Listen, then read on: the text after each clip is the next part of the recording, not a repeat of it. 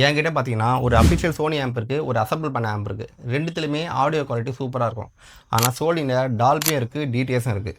நான் போன வீடியோலயே டால்பி பத்தி டீட்டெயிலா சொல்லிட்டேன். இந்த வீடியோல டிடிஎஸ் பத்தி சொல்றேன். பொதுவா டிடிஎஸ் எப்படி உருவாச்சுன்னா, நம்ம சின்ன வயசுல தியேட்டர்ல படம் பார்க்கும்போது, இந்த மாரி ஒரு ஃபிலிம்ல தான் படம் பார்த்துருப்போம்.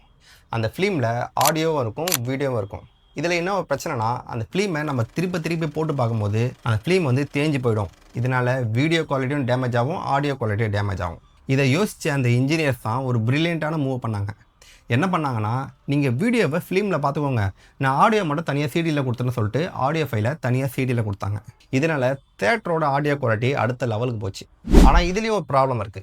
ஏன்னா ஒரு ஃபிலிம்ல வீடியோ ஃபைலும், ஆடியோ ஃபைலும் பக்கத்துல பக்கத்துலயே இருக்கும். இதனால வாய்ஸ் வந்து மிஸ்மேட்ச் ஆகாது. இதே நீங்க ஆடியோ ஃபைல தனியா சிடில தரும்போது, 1 செகண்ட் டிலே ஆனா கூட வாய்ஸ் வந்து மிஸ்மேட்ச் ஆக சான்சஸ் இருக்கு.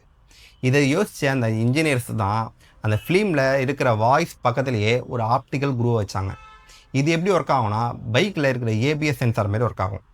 அதாவது அந்த ஆப்டிக்கல் சென்சார் ரீட் பண்ணி அந்த ஃபிலிமில் இருக்கிற டேட்டாவும் அந்த சிடியில் இருக்கிற டேட்டாவும் ஒன்றா சிங்க் பண்ணும். இதனால் உங்களுக்கு வாய்ஸ் மிஸ்மேட்சே ஆகாது, ரொம்பவே அக்யூரேட்டாக இருக்கும். இந்த டெக்னாலஜி எல்லாருக்குமே ரொம்ப பிடிச்சதுனால இது எல்லா தேட்டர்லையும் இம்ப்ளிமெண்ட் பண்ணாங்க.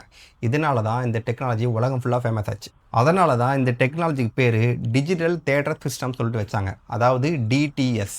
இப்போ 2026 வரைக்கும் பார்த்தீங்கன்னா, டிடிஎஸ் தான் ஹை எண்ட் ஆடியோக்கு மிகப்பெரிய சவுண்ட் சோர்ஸாக இருக்குது. அதாவது டிடிஎஸ் வந்து எல்லா தியேட்டர் மற்றும் ஹை எண்ட் ஆடியோ சிஸ்டத்துக்கு ரொம்பவே எசென்ஷியல். அதனால் இந்த ஆம்பில் என்ன தான் டிடிஎஸ் இருந்தாலும் இந்த டிடிஎஸ்ஸை என்னால் அனுபவிக்க முடியாது. ஏன்னா அதுக்கு உண்டான original Blu-ray disc or DVD இருந்தால் மட்டும்தான் ஒரிஜினல் டிடிஎஸ் ஃபைலை என்னால் ப்ளே பண்ண முடியும்.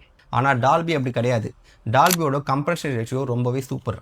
இதில் ஒரு முக்கியமான விஷயம் சொல்லணும்னா, டிடிஎஸ்ஸில் வந்த முதல் இங்கிலீஷ் படம் ஜுராசிக் பார்க், முதல் தமிழ் படம் கருப்பு ரோஜா. இதன் மூலமாக தான் டிடிஎஸ் வந்து இந்தியாவுக்கு முதல்ல இம்ப்ளிமெண்ட் ஆச்சு. ஃபைனலாக நான் என்ன சொல்கிறேன்னா, டிடிஎஸ்ஸாக இருக்கட்டும், டால்பியாக இருக்கட்டும், 2 டெக்னாலஜியும் வெளிநாட்டுக்காரன் கண்டுபிடிச்சது தான். ஆனால் உலகத்திலேயே அதிகமான இன்ஜினியர்ஸ் மற்றும் மியூசிக்கை லவ் பண்ணுறவங்க இந்தியாவில் தான் அதிகம். இவ்வளோ பேர் இருந்தும் நம்மளுக்கு உண்டான ஒரு கொடாக் இல்லை, ஒரு டிஎஸ்பி இல்லை. இந்த நிலைமை அப்படியே கண்டினியூஸ் ஆகிட்டே இருந்ததுன்னா நம்ம எப்போவுமே ஒரு கன்சியூமராக தான் இருப்போம்.